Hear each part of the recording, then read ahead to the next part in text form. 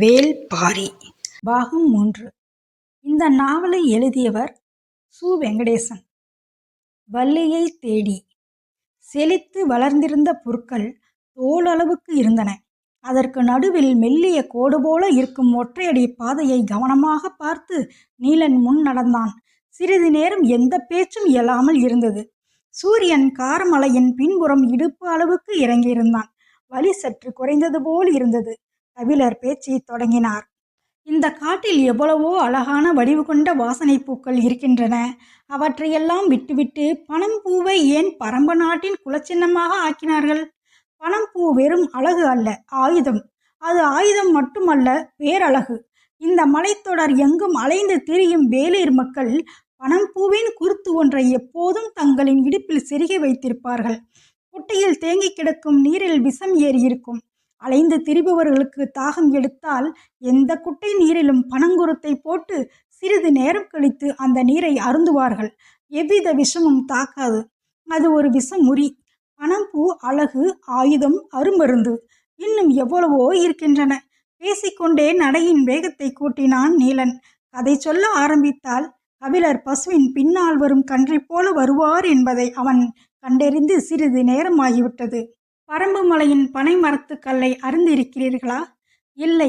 இன்னும் சற்று விரைவாக நடந்தால் இன்றே அருந்தலாம். கபிலர் நீண்ட நேரம் கழுத்து வலி மறந்து சிரித்தார். கல்லை சொல்லி இழுக்கிறான் என தெரிந்தது. ஏன், நேரம் கழித்து போனால் கல் தீர்ந்து விடுமா? இறக்கப்பட்ட கல்லுக்கு ஒரு நேரம் இருக்கிறது.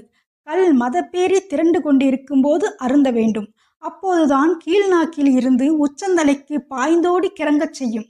நேரம் தவறினால் அந்த ஆட்டம் தவறும். உன் பேச்சே கல்லூரி கிடக்கின்றதே. நான் சிறுவன். நீங்கள் பாரியோடு அமர்ந்து கல்லருந்த வேண்டும். மஞ்சள் கொடியில் இருந்து இறங்கும் சாற்றை துளி துளியாக இறக்கி சுண்ணத்தின் அளவை கூட்டி குறைத்து கல்லுக்குள் இருக்கும் போதைக்கு வித்தை காட்டுவான் பாரி.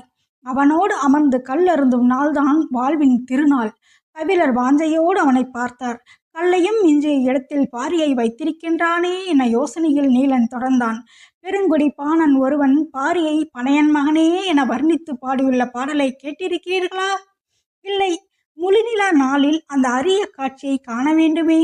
ஆதிமலை அடிவாரம் ஊர் மன்றலில் எல்லோரும் திரண்டிருக்க பேரியால் மீட்டி பறை முழங்கி பனையன் மகனே பனையன் மகனே என பாடலை பாடத் தொடங்கினால் பரம்பு நாடே எழுந்து ஆடும். சொல்லும் போதே துள்ளி குதித்தான் நீலன். தனி ஒரு வீரன் நாட்டையாளும் தலைவனை இவ்வளவு நேசிப்பதா? பிற நாட்டில் அரசனுக்கும் அரச தொழில் செய்யும் வீரர்களுக்கும் குடிமக்களுக்கும் இடையே இல்லாமல் போன அன்புமயமான ஓர் அடிச்சரடு பரம்பு நாட்டில் இருப்பதை பார்த்தார் கபிலர்.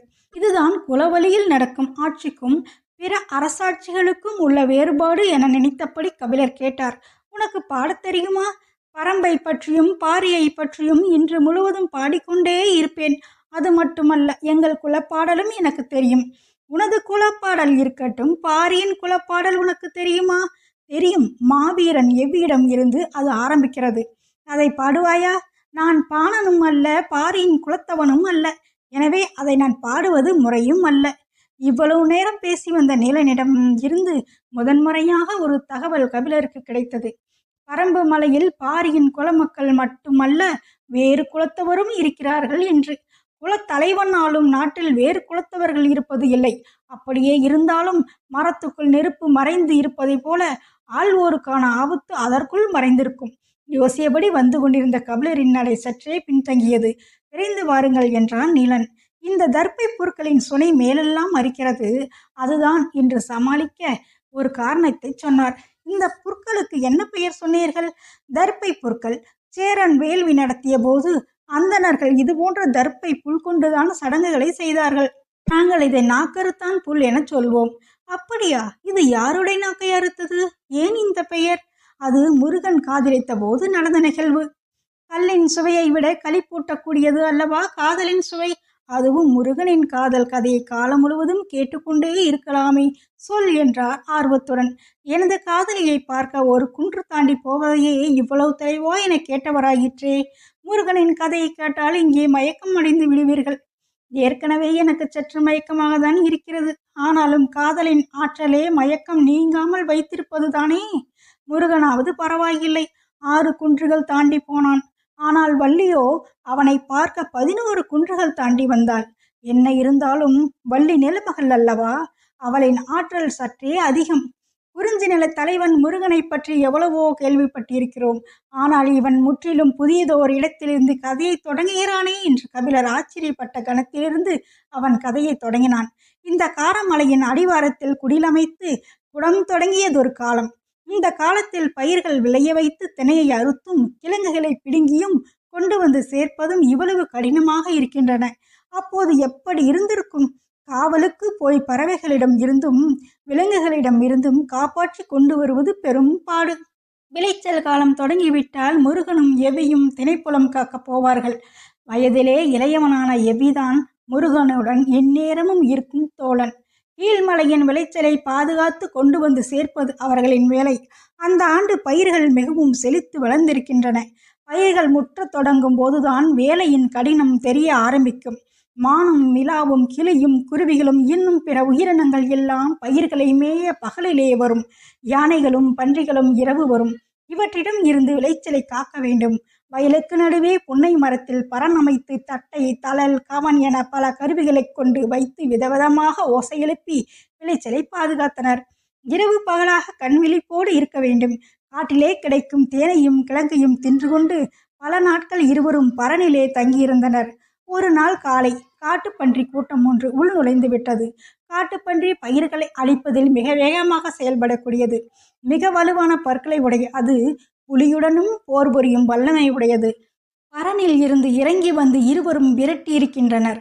அது ஓடுவது போல் சிறிது தூரம் ஓடி புதரில் மறைந்து கொண்டு இவர்கள் மீண்டும் பரணி ஏறியதும் விளைச்சலை தின்ன உள்ளே நுழைந்துவிடும். மறுபடியும் விரட்டியிருக்கின்றனர். இப்படியே பல முறை நடந்திருக்கிறது. அந்த பன்றி கூட்டம் போவதாக இல்லை. எவ்வி, நீ பரணிலேயே காவலுக்கு நின்று கொள். நான் இந்த பன்றி கூட்டத்தை காரமலைக்கு அப்பால் விரட்டி விட்டு வருகிறேன் என வில்லோடு புறப்பட்டு போனான் முருகன். தியானை கூட்டத்தை கூட எளிதில் விரட்டி விடலாம். ஆனால் பன்றி கூட்டத்தை விரட்டிச் செல்வது எளிது அல்ல. புதருக்குள் ஓடி ஒளிந்து கொள்ளும். திசை மாற்றி நம்மை ஏமாற்றும். எளிதில் ஓடாது. தனது உயிருக்கு ஆபத்து என அது உணர்ந்தால் மட்டுமே தப்பி ஓட ஆரம்பிக்கும். இல்லை என்றால் அதை நகர்த்த முடியாது. முருகன் அதை நகர்த்த பெரும்பாடுபட்டான். அவனுடைய தோல் உரையில் இருந்த அம்புகள் ஒவ்வொன்றாக தீர்ந்தன. முருகன் வேட்டையாடுவதில் மிக வல்லவன். அவன் அம்பு எறியும் எந்த இலக்கும் தப்பாது. ஆனால் அன்று அவனுடைய எந்த வித்தையும் பலனளிக்கவில்லை. பன்றி கூட்டத்தை கண்டால் புலியே பின்வாங்கும். ஒற்றை வீரனால் என்ன செய்ய முடியும்? எல்லா அம்புகளும் தீர கடைசியில் ஓர் அம்பு மட்டுமே மிஞ்சியது. அதை குறிபார்த்து எரிய நீண்ட நேரம் எடுத்தான். அந்த பன்றி கூட்டத்தின் தலைவன் யார் என்பதை அவன் கண்டறிந்து அதற்கு குறிவைத்து அடித்தான்.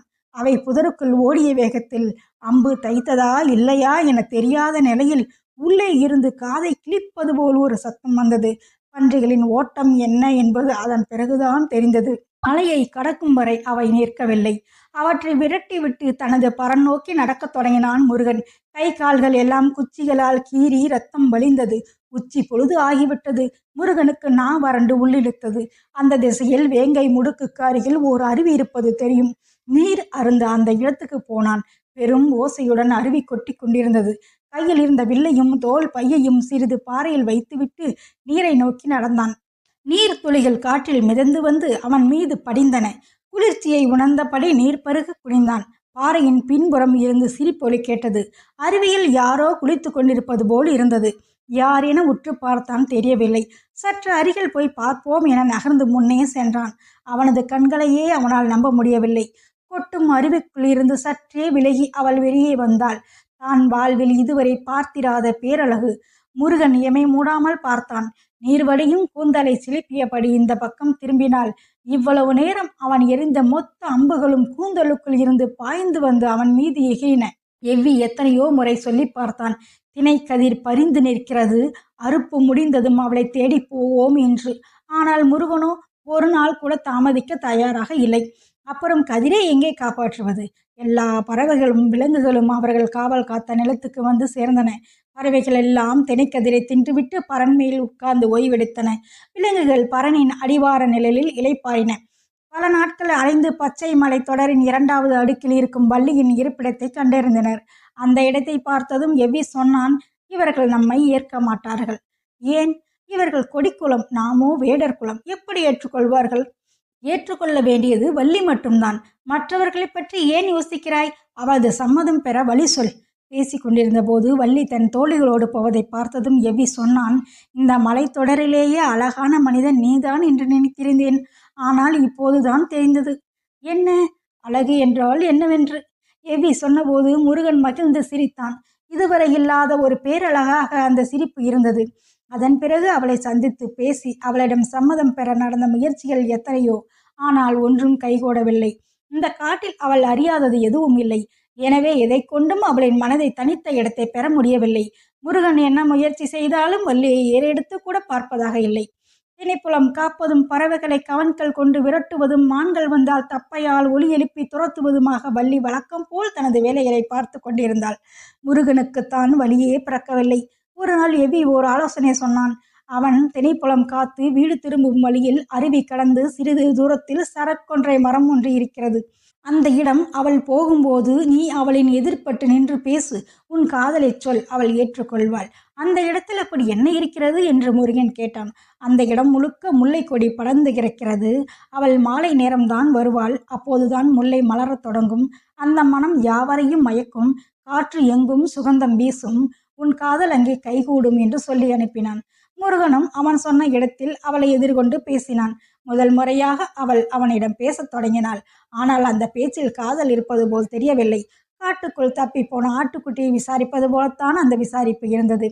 எவ்வி இன்னொரு யோசனை சொல்ல முன்வந்தபோது முருகன் தடுத்து விட்டான். காதல் சம்பந்தப்பட்டவர்களின் சாமர்த்தியத்தால் தான் கைகூடும் என்று சொல்லிவிட்டு புறப்பட்டான். வழக்கம் போல வள்ளி செல்லும் வழியில் எதிர்பட்டான். உன்னை ஓர் இடத்துக்கு அழைத்து சொல்ல விரும்புகிறேன், நீ என்னோடு வா என்று அழைத்தான். அவளோ திணைப்புலத்துக்கு போக வேண்டும், தோழிகள் காத்திருப்பார்கள் என்று சொல்லி மறுத்தாள். அதிக நேரம் இல்லை, சிறிது நாளிகை வந்தால் போதும் என வலியுறுத்தினான். வள்ளியும் வேறு வழியின்றி சரி என தலையாட்டினாள். முருகன் அவளை அழைத்து கொண்டு சென்றான். இருவரும் எதையும் பேசிக்கொள்ளவில்லை. கூச்சம் தவிர்த்து முருகன் பேச்சை தொடங்கினான். உன் தாய் வள்ளிக்கிழங்கு எடுக்க போன இடத்தில் இடுப்பு வலி கண்டு உன்னை ஈன்றெடுத்ததால் வள்ளி என பெயர் வைத்தார்களாமே. அது ஊரார் சொல்லும் காரணம், உண்மை காரணம் வேறு என்று மட்டும் சொல்லி நிறுத்தி கொண்டாள். என்னவென்று சொல்லவில்லை. சிற்றோடையில் நீர் ஓடிக்கொண்டிருந்தது. கல்மேல் கால் பதித்து அதை தாவி கடந்தனர். அந்த இடத்தில் தனியாக ஒற்றை மரம் இருந்தது. முருகன் வள்ளியை அந்த மர அடிவாரத்தில் போய் சிறிது நேரம் நிற்கச் சொன்னான். அவளும் மரத்தின் அருகே போனாள். முருகனோ நீரோடையின் அருகில் இருக்கும் சிறு பாறையில் அமர்ந்து கொண்டு அவளை பார்த்தபடி இருந்தான். எதற்கு இங்கே நிற்கச் சொல்கிறான் என்ற யோசனையிலேயே அவள் நின்று கொண்டிருந்தாள். மேலே பார்த்தாள். மரம் முழுக்க காயும் முட்டுமாக இருந்தன. ஒரு பூ கூட இல்லை. இது என்ன மரம்? இதுவரை பார்த்ததில்லையே என யோசித்தாள். மரத்தின் மீது கை வைத்து பட்டையை சிறிது உரித்து நுகர்ந்து பார்த்தாள். என்ன மனம் என்பதை அவளால் அனுமானிக்க முடியவில்லை. நின்றது போதுமா என்று கேட்டாள். முருகனோ இன்னும் சிறிது நேரம் என்றான். மரப்பட்டைகளின் ஊடே இரும்பின் வரிசை ஒன்று போய்க் கொண்டிருந்தது. அதை உற்று பார்த்தபடி விரல்களால் பட்டைகளை மெல்ல வருடினாள். அவளுக்கு ஏதோ ஒரு உள்ளுணர்வு தோன்றியது. என்னவென்று தெரியவில்லை. புறப்படலாம் என்றான் முருகன். அவளும் புறப்பட்டாள். நடந்து வரும்போது அந்த மரத்தை மீண்டும் மீண்டும் திரும்பி பார்த்தாள். ஆனால் முருகனிடம் எதுவும் கேட்கவில்லை. இவளை எதிர்பார்த்து தோழிகள் காத்திருந்தனர். வந்ததும் சற்றே கோபித்து கொண்டனர். மறுநாள் பொழுது விடியவும் முருகன் புறப்பட்டான். எங்கே என்று எபி கேட்டான். நேற்று வள்ளியை அழைத்து சென்ற இடத்துக்கு என்றான். மீண்டும் அதே இடத்துக்கா? ஆம், காரணத்தை வந்து சொல்கிறேன் என்று சொல்லிவிட்டு புறப்பட்டவன் புதிய பரணொன்று அமைத்துவை, நான் திரும்பி வரும்போது வள்ளியும் உடன் வருவாள் என்று சொல்லி சென்றான். எபி ஆச்சரியத்தோடு பார்த்தான். முருகன் வழக்கத்தை விட உற்சாகத்தோடு சென்றான். நேற்று சந்தித்த இடத்திலேயே வள்ளியை சந்தித்தான். சிறிது நேரம் என்னுடன் வா என்று அழைத்தான். அவள் தனக்கு வேலை இருப்பதாக சொல்லி மறுத்தாள். மீண்டும் முருகன் அழைத்தான். வள்ளியோ மரங்களில் எறும்பூறுவது ஒன்றும் அதிசயம் அல்ல என்று சொல்லிவிட்டு நடக்கத் தொடங்கினாள். இந்த ஒரு முறை மட்டும் வா, இனி நான் உன்னை அழைக்க மாட்டேன் என்றான் முருகன். அந்த குரலை மறுக்க முடியவில்லை. சரி, இந்த முறை மட்டும் வருகிறேன் என்று சொல்லி புறப்பட்டாள். இருவரும் நேற்று சென்ற வழியில் நடந்தனர். வள்ளி கேட்டாள், முருகு என்று ஏன் உனக்கு பெயர் வைத்தார்கள்? நான் மிக அழகாக இருந்ததால் இந்த பெயர் வைத்ததாக எனது தாய் சொன்னாள். பதிலை சொல்கையில் முருகனின் முகம் எல்லாம் மெட்டம் பூரித்தது. எங்கள் ஊரில் 8 வகை கல் உண்டு. அதில் ஒரு வகை கல்லுக்கு முருகு என்று பெயர் என்றாள் வள்ளி. கல்லுக்கு எதற்கு இந்த பெயர் வைத்தார்கள் என்று கேட்டான் முருகன். தெரியவில்லை, மயக்கும் தன்மை இருப்பதால் இந்த பெயர் வைத்திருப்பார்கள் என நினைக்கிறேன் என்றாள் வள்ளி. முருகன் திரும்பி அவளை பார்த்தான். அவள் தலை குனிந்திருந்தாள். ஆனாலும் அவளது முகத்தில் படர்ந்த வெட்கத்தை மறைக்க முடியவில்லை. பேசியபடியே அந்த நீரோடை அருகில் வந்தார்கள். முருகன் வழக்கம் போல் அந்த இடத்தில் இருந்த சிறு பாறையின் மீது ஏறி அமர்ந்தான். வள்ளி மரத்துக்கு அருகே போக ஓடையை தாண்டி குதித்து கைதூக்கி பார்த்ததும் அப்படியே அதிர்ந்து நின்றாள். அவள் கண்களையே அவளால் நம்ப முடியவில்லை. உறைந்து போனவளாக கண்ணிமை கொட்டாமல் பார்த்தாள். எதிரில் இருந்த அந்த மரம் முழுவதும் பூக்கள் பூத்து குலுங்கின. மஞ்சளும் நீலமும் ஒன்று கலந்த வண்ணத்தில் முயல் காதை போல நீண்டு விரிந்த மலர்கள் மரமே நிரம்பி வழியும் பூக்கூடையாக நின்று ஆடியது. ஒரு சிற்றிலை கூட தெரியவில்லை. மலரின் மனம் காற்றியெங்கும் பரவ அதை வெளியே மனத்து கிடந்தது. நம்பவே முடியாத அதிசயத்தை பார்த்தபடி இருந்த வள்ளி திரும்பி முருகனை பார்த்தாள். நேற்று ஒரு பூ கூட இல்லாத மரத்தில் இன்று மரம் எங்கும் பூக்கள் பூத்து குலுங்குகின்றனவே, எப்படி? முருகன் சொன்னான். பெண்ணுடைய அணுக்கத்தால் மலரும் மரம் இது. நேற்று நீ இதை தொட்டு தழுவினாய். உன் மூச்சு காற்றை அதன் பட்டைகளும் கணுக்களும் நுகர்ந்தன. இதன் அத்தனை மொட்டுகளுக்குள்ளும் உன் பெண்மை பாய்ந்தோடியது. பல ஆண்டு காத்திருப்புக்கு பிறகு அது பூ பெய்தியுள்ளது. இதன் பெயர் ஏழிலை பாலை. இந்த வனத்தில் இருக்கும் 10 பேர் அதிசயங்களில் இதுவும் ஒன்று. அந்த மொத்த பூக்களும் தனக்குள் இருந்து மலர்ந்தனவா? வள்ளிக்கு உடல் சிலித்தது. ஓடிச் சென்று அந்த மரத்தை கட்டி தழுவினாள். பட்டைகளின் மீது இதழ் குவித்து முத்தமிட்டு இறுகத் தழுவினாள். கண்களில் நீர் வழிந்தது. அவளது மார்பகங்களை கணுக்கள் குத்திய அழுத்தின. மெய்மறந்து கண்கள் செருகினாள். மரம் குலுங்கி பூக்கள் உதிர்த்தது. அவளது அணைப்புக்கு இப்போது முருகன் இருந்தான். அவளது கரங்கள் இணைந்து முருகன் கழுத்தை இறுக்கின. அவளது கீழ் உதடு நடுங்கியது. அதன் விளிம்பில் இருந்த சிறு மச்சத்தில் இருந்து முருகனின் பார்வை நகரவே இல்லை. இருவரது மூச்சு காற்றும் மோதி திரும்பின. காதல் அனல் அடிக்க ஏழிலை பாலையும் சூடேறியது. பூக்கள் சொரிந்து அவர்களது உடல்களை மூடின. ஆனாலும் உள்ளுக்குள் மலர்ந்து கொண்டே இருந்தன. பாரி வருவான்.